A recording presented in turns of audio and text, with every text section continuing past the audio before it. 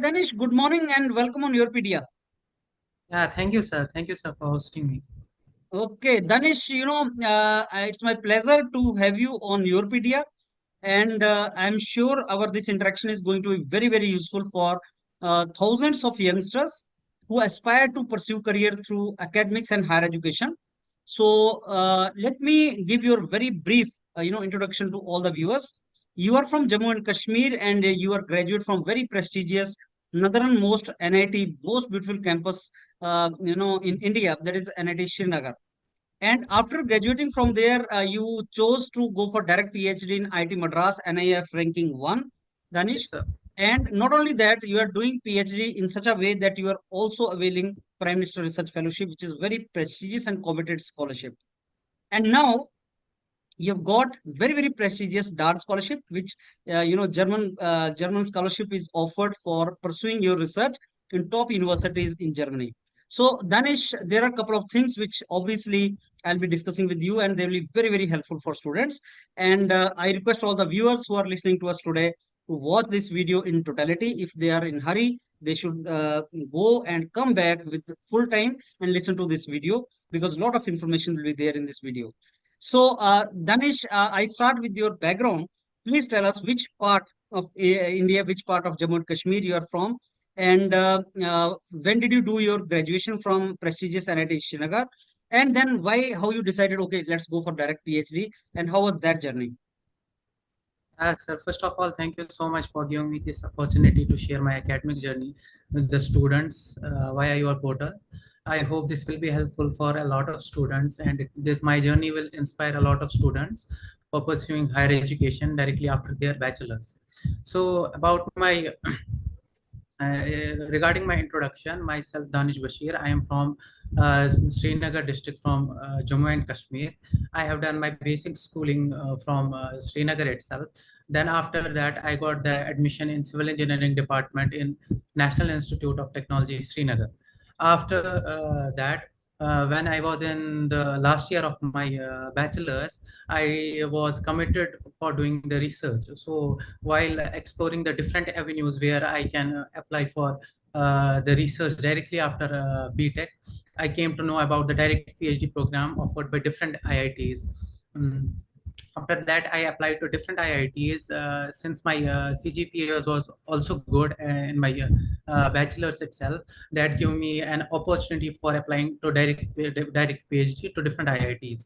So initially, I applied to IIT Gandhinagar, and luckily, I was selected in IIT Gandhinagar itself in the first round itself.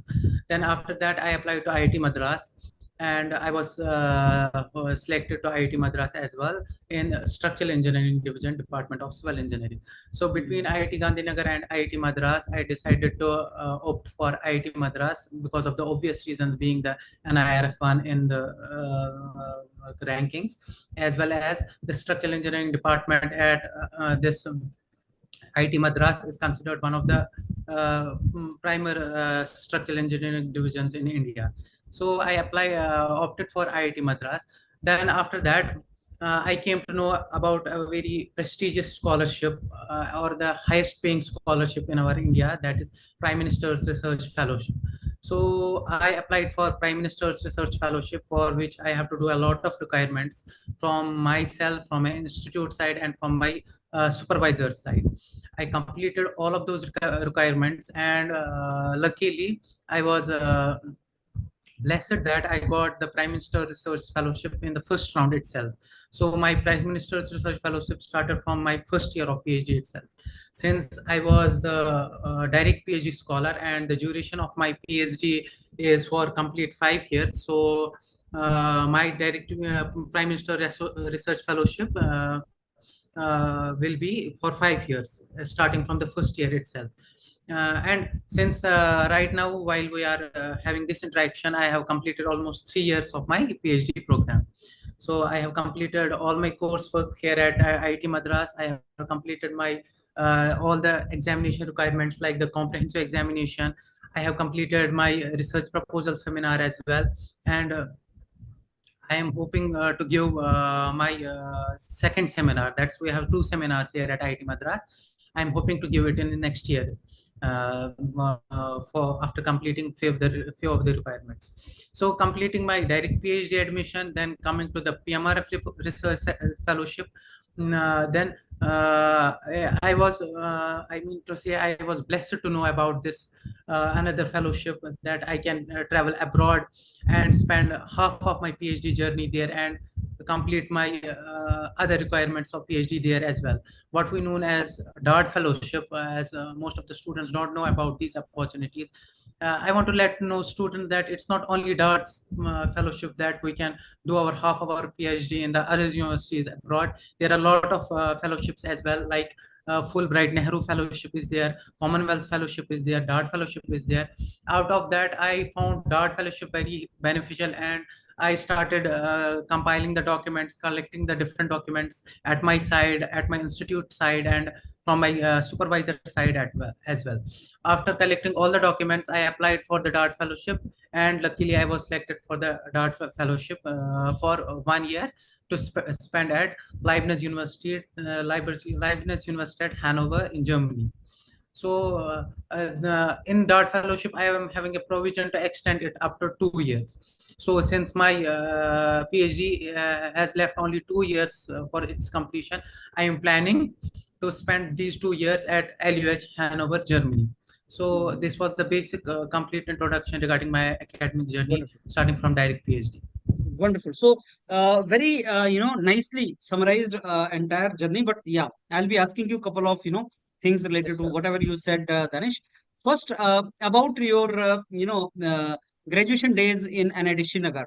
Very Yes, sir. briefly, we want to know how you spent your engineering in NIT Srinagar. And what I want to know is like project and internship, because graduation is very, very important Yes, sir. Yes, sir. stage in entire career, and students tend to sometimes ignore certain things. So Danish, your input on that, project और internship का क्या role होता है अपने BTech में, और आपका stay कैसा था एनआईटी श्रीनगर में? Yeah, so I completely understand your question. Like, what students usually tend to do is that they take this internship and as well as the BTech project very lightly. So Yes. most of the students just spend their time doing very little stuff in the either in their internship or as well as research project or project BTech project. But I want to mention here is that it is very mandatory for a student if he is aiming for going into the research, he should get the idea what research internship is or what research project is. So I was very lucky that I got an introduction with one of the with one of the professors in my NIT Srinagar, Dr. Fayaz Ahmed Sofi. I told him that I am having plans of joining PhD directly after my BTech. So I got the options of the direct PhD, but for that I should have some research profile as well, or some my research project should look like in that way. So he told me that yes, if you are so much motivated and dedicated for the research itself, I will give you some research project that will help you in securing admission in IITs. So he gave me the research project, and from the last year itself, that is the 4th year of our BTech, I was focusing on that research project itself. So completing different small things at very small steps. Like first, I came to know that what research paper is in itself. I came to know what are conference papers, how is conference paper different from research paper. I started reading different research papers with the help of my supervisor at NIT Srinagar, and then he gave me a project on bridge engineering, and Okay. I was successfully able to complete that project in bridge engineering. And I want to mention here one important thing is that since I was having in my mind that I have to do my PhD in structural engineering division, because I was very fascinated by structural engineering, structural analysis, design of structures in the BTech level itself after studying the different courses in BTech. So I thought, why not to pursue the BTech project in the structural engineering itself that will help me to secure admission in structural engineering division.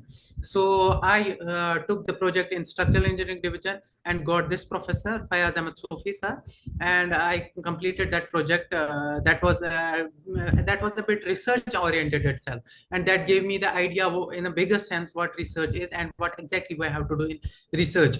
Regarding research, regarding the internship, I did very basic internship at my home state only. Like everyone does the research internship. For civil engineering, we do the research internship, like this internship, like on-site internship, like we go to different construction sites and learn different things. That was the basic thing in the internship. But regarding the research project or the BTech project, I made sure that it was completely research oriented, and I was well aware of the different things that I have to, that will be coming to me in future while I will be doing the actual research. Wonderful. So, needless to say, BTech project is very, very crucial. And if you, start working with your supervisor in a good way, so you can even publish the papers, and that is very, very helpful. And I would like to link it with your selection in direct PhD, Danish. So, Yes, sir. how correct I am if I say that if you have done your project very nicely, then, and also we know that NITs are centrally funded technical institute. Even if you don't write GATE, you can get call from IITs for direct PhD kind of courses if your CGPA is good and if your project work is good. So my question to you is like when you got selected in IIT Gandhinagar and IIT Madras for direct PhD, how much weightage of your this credentials like your BTech project or internship was there in your ultimate selection? Sir, you asked an important question. Like, since I am from NIT and it's a centrally funded technical institute, students from NITs don't require to write GATE and then secure the admission in direct PhD programs. Yeah. So once I was applying for different IITs, and I gave the interview for the few of the IITs like IIT Madras, IIT Gandhinagar, and IIT Bombay as well. The first of the thing they asked is, what is your BTech project about? What you have done in your BTech project? So once I was explaining the different things and different aspects of my BTech project, they started asking asking questions from the BTech project itself. Yeah, they asked the basics of my courses as well, basic fundamentals of the civil engineering as well as they asked some mathematics as well. But the core that made the selection in different IITs, that was the BTech project itself. Yeah, it helped a lot. If you have done your BTech project very nicely, it will help you a lot in securing the admission in different IITs. Okay, Danish, how do you define a good BTech project? What credential, what ingredients should be there in the project जिसको आप बोलें कि साहब ये अच्छा BTech project है, क्या होना चाहिए उसके अंदर? Yeah, I want to mention here is there is an important role of a supervisor for deciding a good BTech project. Like if your supervisor gives you a very normal BTech project, like some thesis which has been already published by some MTech student or PhD student, he just wants you to replicate those results or get some stuff here and there, blah blah blah. I will not call that a good BTech project. A good BTech project in itself is a project that has not been done by any MTech student, not any PhD student, or not it has been published. Like I think here there is a core responsibility of the BTech supervisor as well, because he at that level he only knows what a good project is and what a good bad project is. Like at that stage, myself, I was not able to differentiate between a good BTech project and a bad research project, because my research level or the research potential was not enhanced at that level that I can differentiate between the two things. So I was blessed. Like I already told you, I had a very good BTech supervisor. So he gave me a very good BTech project on bridge engineering. So I was very able to do very good in that BTech project, and was finally got that BTech project to be oriented in a research sense. That helped me to secure the admission. Wonderful. So Now, in short, I will tell it is your BTech supervisor. Who will decide what your BTech project should look like. Yes, sir. तो अपने supervisor को पूरी तरह से follow करो और जो बता रहे हैं उसको फॉलो करो and Exactly, eventually it will turn up to be a good project. Yes, sir. Yes, sir. Okay. Okay, Danish, now coming to direct PhD. There are so many students who are confused about why direct PhD, why not MTech? And they have apprehension also कि अगर साहब MTech नहीं किया तो शायद PhD complete चीज नहीं हो पाएगा because BTech का MTech होना चाहिए फिर PhD होना चाहिए. So I'll ask this question to you directly that when you went for direct PhD, why you did not think of MTech first and did you miss something by not doing MTech? क्या उसका career में बाद में impact होता है? Let's say like if I want to become professor in IITs later on or NITs later on, my not having MTech, will that be kind of hindrance in my becoming professor somewhere? Yes, there are a few points that I want to mention as an answer of your question, that why direct PhD, why not going for MTech? So I want to mention that I had already also given GATE, so I would have been able to secure admission in the MTech in different IITs as well. But while I was looking at different options for doing PhD, I thought that the first option or the first good thing that comes to the direct PhD is that it saves your time. Like if you do MTech and then PhD, the nominal or the normal time for your MTech is first 2 years, and then PhD is 4 years. If everything goes well, then you spend a total time span of 6 years in completing your MTech and PhD degrees. While looking at the direct PhD program, so this program is for a time span of 5 years. So if you do all the things well, do all your assignments, do all your seminars and all examinations on your time, so hopefully you will be able to do your PhD within 5 years or 4.5 years itself. So in totality or cumulative, you will say 1 year. So time factor was an important parameter for me, that I opted for direct PhD irrespective of this regular PhD or going for MTech in different IITs. And one important thing is that if you join MTech, then you have to do your coursework first, and then you will be given you a small MTech project that you have to complete. But since research was already planted in my mind itself, direct PhD gives you opportunity to start your research itself from the first semester of the PhD. Understood. So side by side, you will be doing your coursework of the direct PhD, and you will be starting your research from the first year itself. That is the second most important point. And regarding your question whether it will have any effect on your place on getting you securing your job as an assistant professor in NIT or IITs, I want to say you that there is not any issue in that, because what IITs offer is that while you are doing direct PhD, they at the end of your direct PhD, when you complete all the requirements, they will give you 2 degrees, not a single degree. That is, the first is MS degree and another degree is the PhD degree. So compiling both of two comprises the direct PhD program. So there is not any issue that whether anyone will ask you at the end of your degree, you have not done the masters, you will not get the job. No, you will have your masters as well as PhD, and combine it, we called it as a direct PhD program.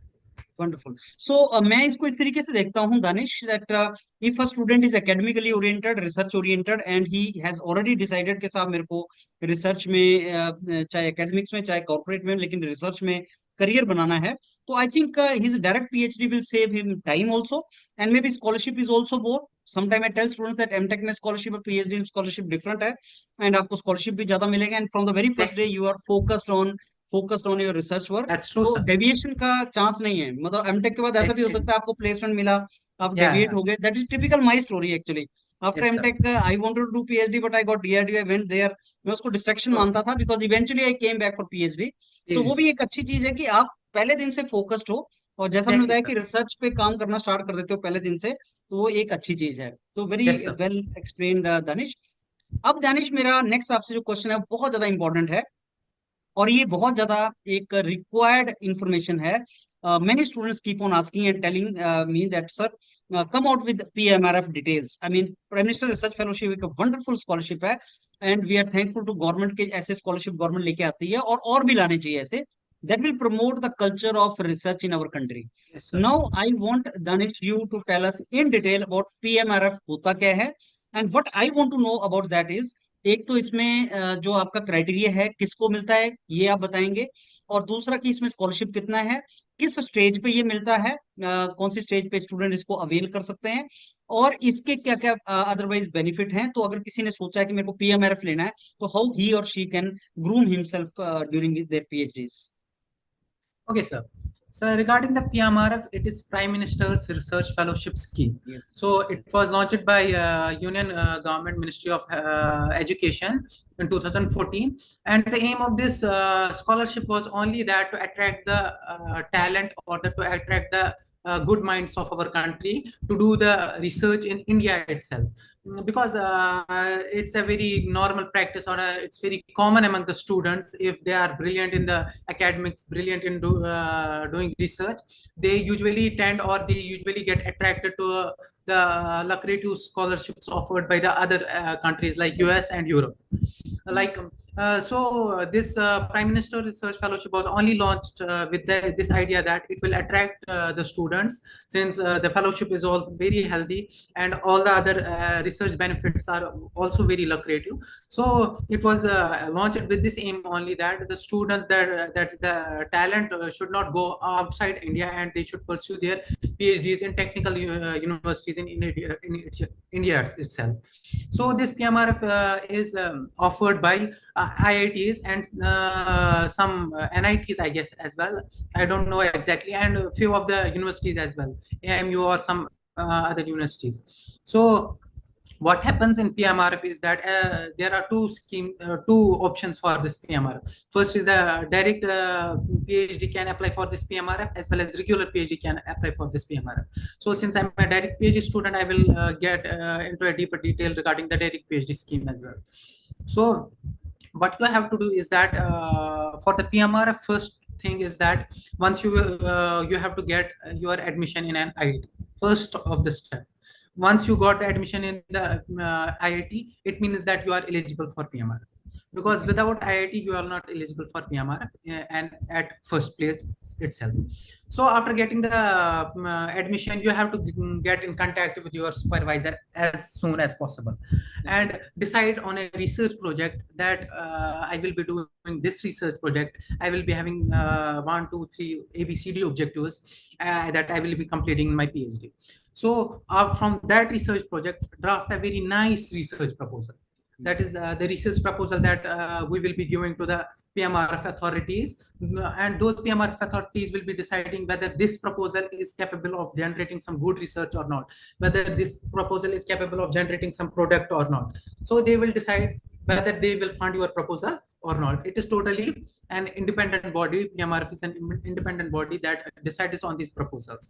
So there are some academic criteria as well for direct PhD scheme. Your CGPA should be more than 8.5 in your BTech if you are applying directly after BTech in the first semester itself, or there is one more. So if you got the chance in applying the first semester itself, your CGPA should be more than 8.5. So second chance is, if you miss the first chance, you will have one more chance. You do the coursework at your IIT, get very nice CGPA in that coursework, like take the 4 courses in the first semester itself, get a very nice CGPA in that, and then apply for PMRF again, second time. And in that, your PhD CGPA or direct PhD CGPA will be considered for the shortlisting, not your BTech CGPA. And best of the 4 courses will be selected for selection. That is the second point you mentioned about the requirement.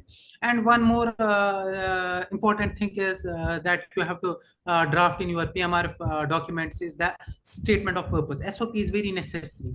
Draft a very nice SOP. So and SOP, I will want to give you a hint. What you have to do in the SOP is that it is just a statement of purpose. What is your purpose of applying for PMRF? What is your basic introduction? Why you have been attracted to the research? What are your potentials? What you will be doing in research, and why PMRF only? Why you don't opt it for other fellowships? You have to mention that in SOP. And eventually, what PMRF will get you if they will fund you, what PMRF will get you. That is the basic things you have to mention in SOP. Just keep it simple, keep it clear, and keep the thought process very clear in the SOP. Don't lie in SOP. That is the important thing. And research proposal as well. I told you, you have to take your take the help of your guide at utmost level. Try to draft a very nice research proposal. Make sure that your research proposal seems realistic, that is, it seems achievable. Like, you don't put any objectives that you cannot achieve in your PhD. Put very nice 2-3 objectives in the research proposal. I'm sure that if you have 8.5, more than 8.5 CGPA, a nice research proposal and a nice SOP, you will definitely get PMRF. Because I see the students are lacking these skills of drafting research proposals, SOPs. Mm. If your SOP and research proposal stands out of the bulk student, you will eventually get PMR.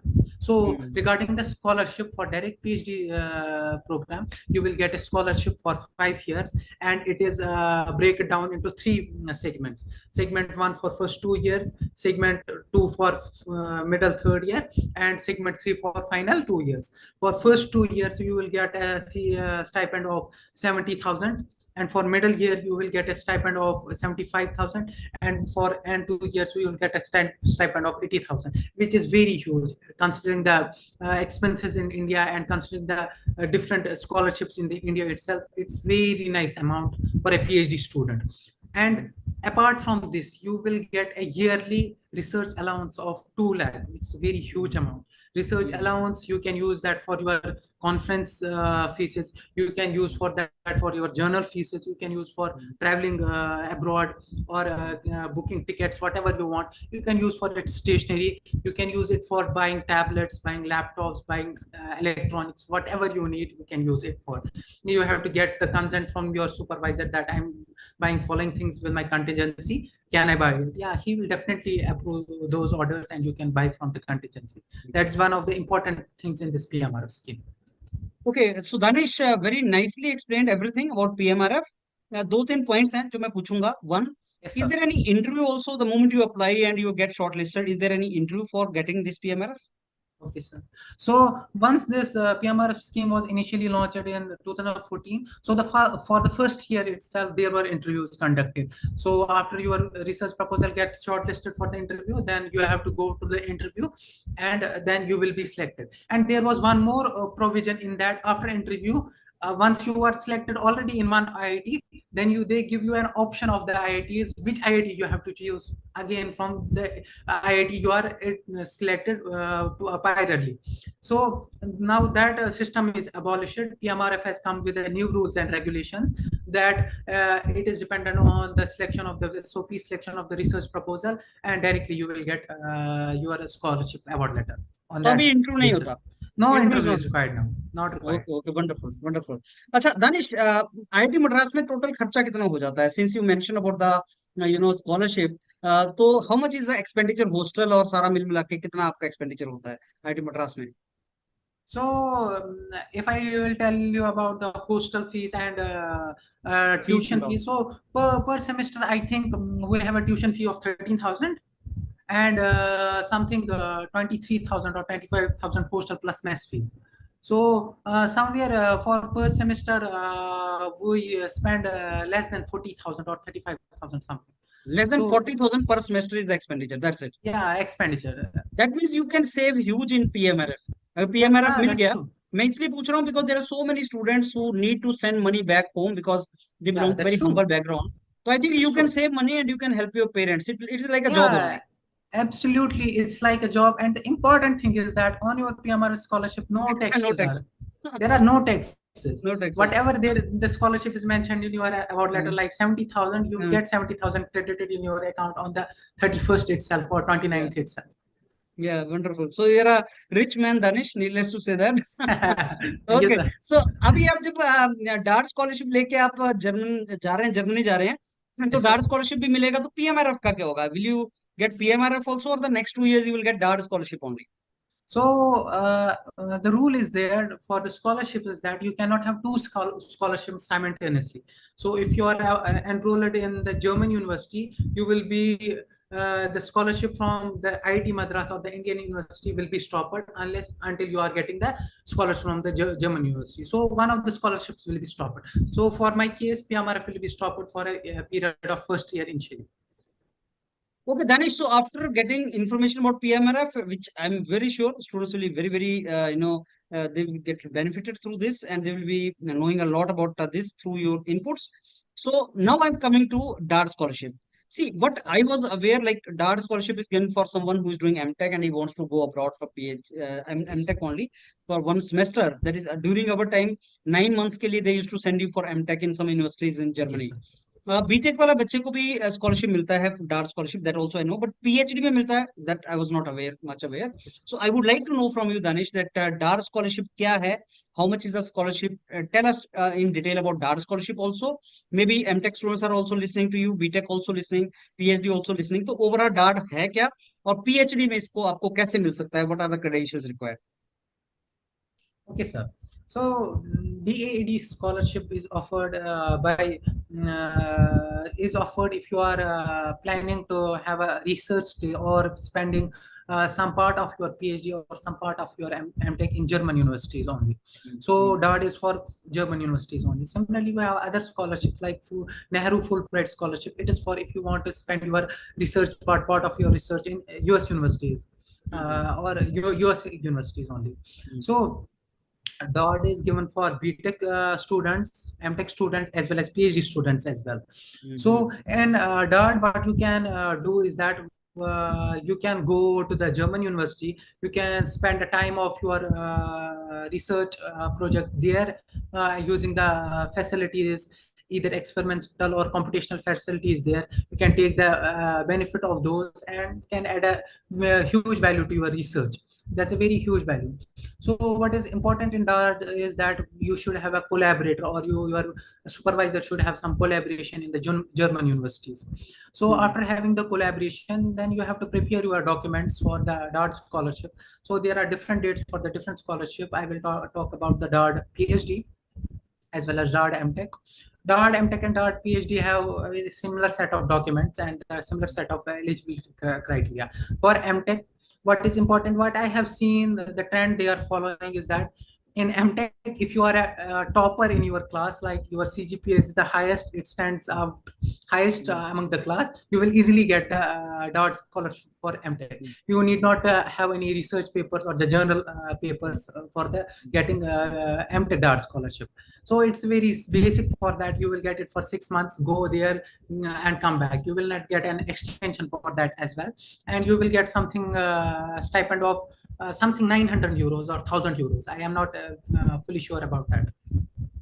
But coming to the PhD scholarship, we call it as binationally supervised doctoral degree program. That is, there are two nations that are supervising your doctoral program. One home university in India and one host university in Germany. That is why it's called as binationally supervised, or we call it as a sandwich program as well. Because sandwich, why sandwich? Because some part of your PhD you spent in home university in India, then some part in Germany, and then one part coming back to India, right? Your thesis and doing your defense in India. So somewhere this research project at Germany is sandwiched between the two time spans. That is why we call it as sandwich program itself.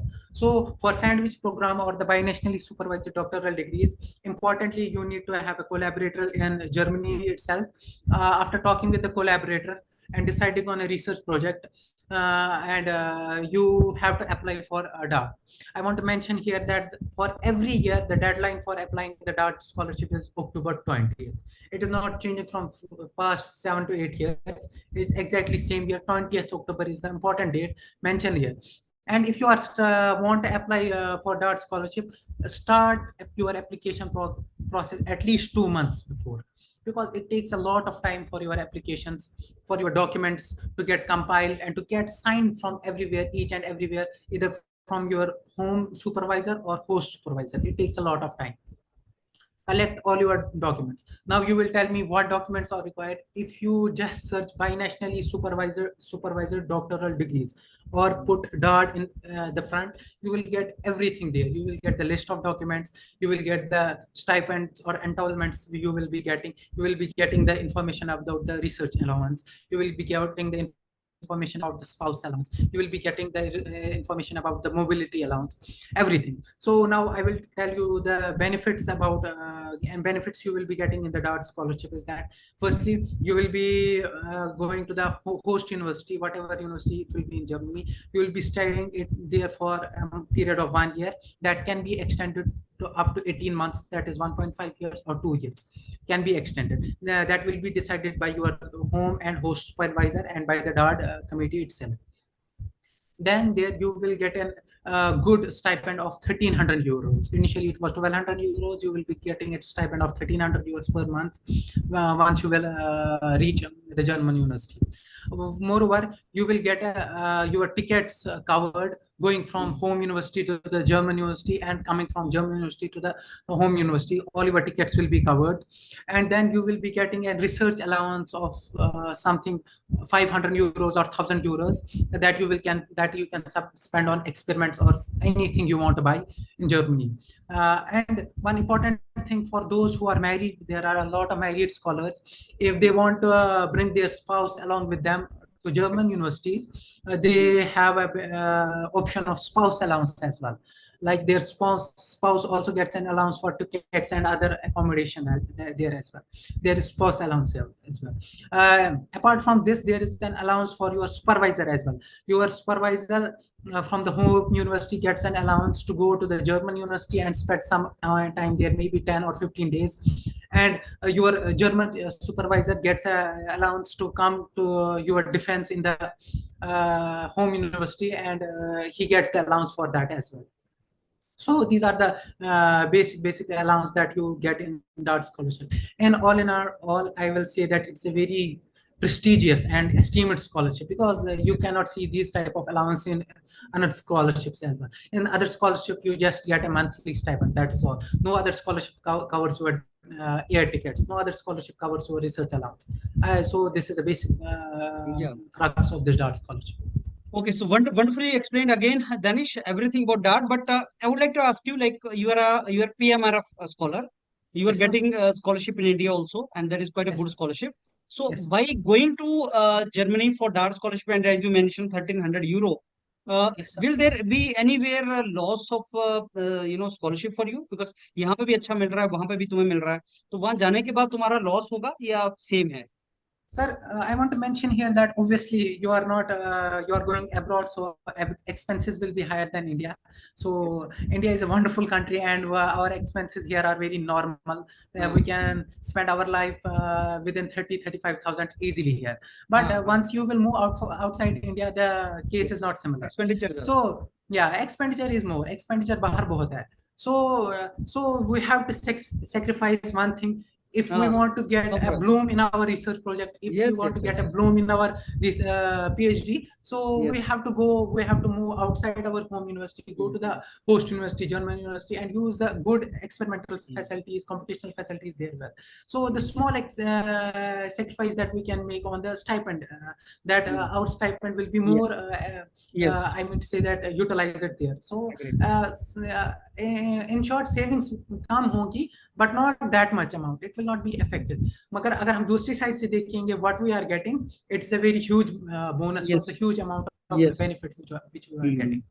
International exposure मिलता है और अलग अलग लोगों से मिलने का opportunity मिलेगा. मिलेगा. Your resume gets a big boom that you are selected for a prestigious Dart fellowship. Okay, Danish, so we have reached to almost an end of this wonderful session with you.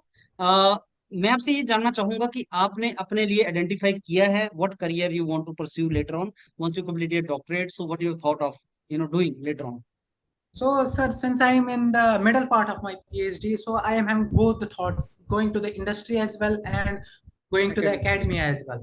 So there's a mix of thoughts whether to go for industry or whether to go for academia. So it will totally depend upon my supervisor as well, because supervisor is an important role in your PhD journey in shaping your career as well. He decides what you have to do in your future. So right now my complete focus is on my research, how I can get maximum amount of results in my research, how can maximum the number of papers published in my research. That's the important thing, and that should be only the matter of concern in your mind or in the mind of a PhD scholar, to maximize his research outputs. That's the only thing, because other things will fall accordingly. Other things will fall accordingly in his way. That's my right. Fully understood. So just as opportunities आएंगी, you will discuss with your supervisor and take the best call for you. Exactly. Yeah. Now, Danish, any message you have for all the students who are listening to you? I'm sure they must have enjoyed fully so far. कोई message आपका उन सारे youngsters के लिए? Yeah, sir, my message for all the research scholars or all the MTech scholars who want to pursue either or BTech students as well who want to pursue direct PhD, then PMRF and that, then DARD as well. I want to tell them that it is not difficult at all. To get the scholarship, it's not difficult at all. You have to be sincere, you have to be dedicated with your efforts. You give the efforts, you will be selected for all the scholarships. It's not, I know the competition is very high, competition is very high for PMRF and competition is very high for DARD scholarship, but important is building up your skills, building up your resumes from starting from the BTech itself. Start building your resume, start building your research profile. Eventually you will see how different scholarships will fall in your way, because I want to mention here is there here is that these scholarships are only given on the basis of your resume and on the basis of your skills as well. And finally, the DART scholarship, it is given on your research output as well. So better is to invest your time in your research, in your research project as much as possible, and try to bloom your polish your skills. That will help you a lot in your academic journey. That's all I can say that. Okay, Danish, it was wonderfully told everything, and I'm very sure इससे students को बहुत ज़्यादा benefit होगा, Yes, sir. and you know about many verticals, many domains which you have explained, ये काफी उनको help करेगा. So at the end, I thank you once again for sparing so much of time today for interaction, and we all here wish you all the very best for your career ahead. And I'm very sure you make your family, your area, your region, your community, your country proud by doing wonderful work abroad. So all the very best for that, Danish. Thank you so much, sir. Thank you so much, sir, for giving me this opportunity to sharing my views on these different scholarships and my academic journey. Thank you. I was very glad that I met you after seeing your videos and all. I was very glad to meet you, and I was having this opportunity to have an interactive section with you. Thank you, sir. Thank you, Danish.